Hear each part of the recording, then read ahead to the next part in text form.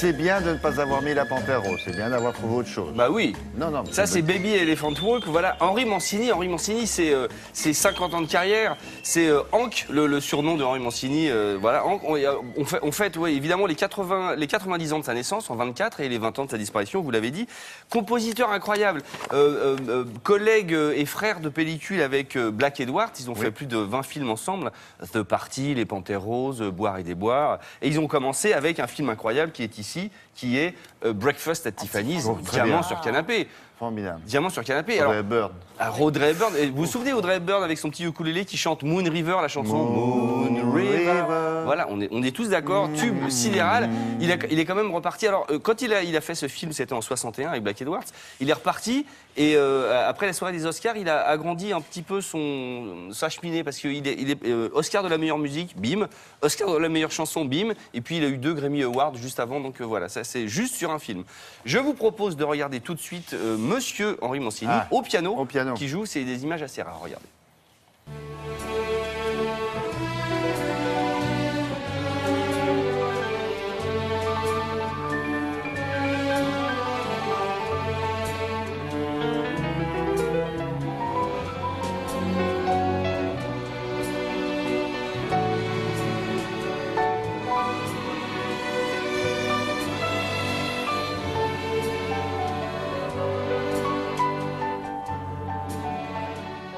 Élégantissime. Élégantissime. Henri. Et vous allez voir que Henri Hank est l'homme le plus classe du monde. Je vous en garde un petit peu pour tout à l'heure. Alors, Black Edwards, donc voilà, c'est comme Hitchcock et Herman, enfin c'est comme Morricone et Fellini. Ils ont fait 20 films ensemble. Comme Truffaut et Delerue. Et Delerue, exactement. Et donc, on se dit, ils ont commencé avec Breakfast at Tiffany's. Eh ben non, ils ont commencé 2 ans avant avec une série télé. Une série télé qu'on connaît peu qui s'appelle Peter Gunn.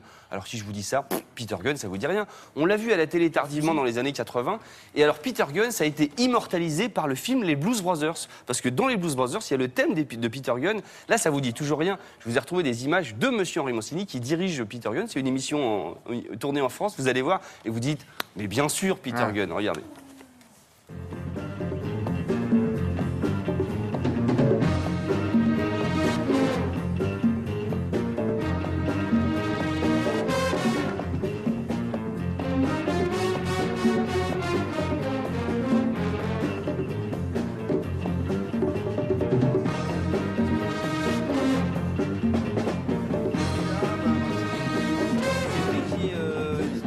Ouais.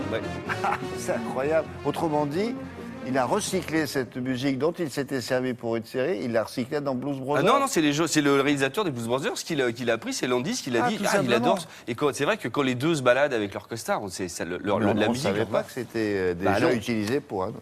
Qu'est-ce qu'on a d'autre? Alors, qu'est-ce qu'on a d'autre? Là, je vais vous prouver que Henri Mancini est l'homme le plus classe du monde. Mais quand je dis l'homme le plus classe du monde, c'est vraiment l'homme le plus classe du monde. On est en 68, il est en train de préparer The Party. Vous savez, le film avec Peter Sellers, tellement drôle, de Black Edwards. Et là, il y a un certain Norman Jewison, que vous aimez bien, qui vient et qui dit, voilà, j'ai un petit film avec Steve McQueen, ça s'appelle L'affaire Thomas Crown, est-ce que tu peux le faire? Et donc, il peut le faire, hein, il a le temps. Et là où il est super classe, il dit, non, je vais te proposer un petit Français qui débute. Un jeune sympa. Il y a un jeune sympa et je pense que c'est un très très bon compositeur. Et là, il lui file le numéro de Michel Legrand. Et Michel Legrand va faire l'affaire Thomas Crown. Et Michel Legrand va repartir avec un Oscar. Et vous savez quoi? Il le cite à chaque fois. À chaque fois. Et vous savez quoi? Il lui avait même pas dit. C'est-à-dire qu'il lui a dit plus tard. Un jour, Legrand dit, ah bon, mais ça s'est fait comme ça. Le mec tellement élégant qu'il fait, tiens, je te file un super film, mais en plus, je te le dis pas. D'accord. Mais je voulais pas finir là-dessus. Je voulais finir avec l'immense tube de Henri Mancini, c'est-à-dire La Panthère Rose. J'ai trouvé un petit extrait. C'est le meilleur hommage que La Panthère Rose pouvait faire à Henri Mancini et le contraire. Regardez.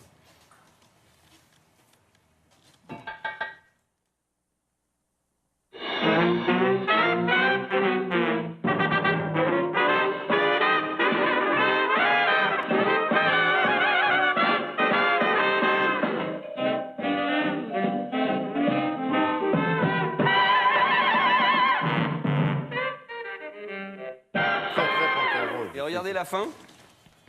Dans le public, il y a un seul gars, c'est Henri Mancini. Voilà. Très bien. Merci beaucoup. Sublime coffret, hein, sublime coffret chez Sony. À bientôt.